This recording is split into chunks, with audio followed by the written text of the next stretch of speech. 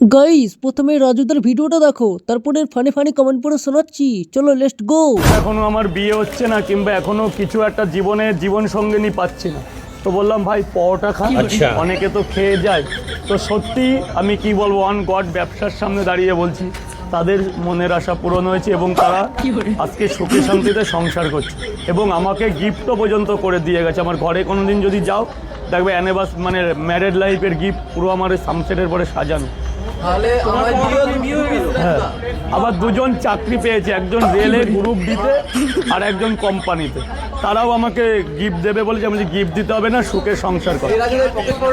হ্যাঁ, খেয়ে মানে বলে গেছেন। तो चलिए शुरू करते हैं। জয় বাবা পরোটেশ্বরী মহারাজ রাজুদার জয়। জয় পরোটা ঘটক দেবের জয়। আমার হাগা হচ্ছে না, তাহলে যেতে হবে তো।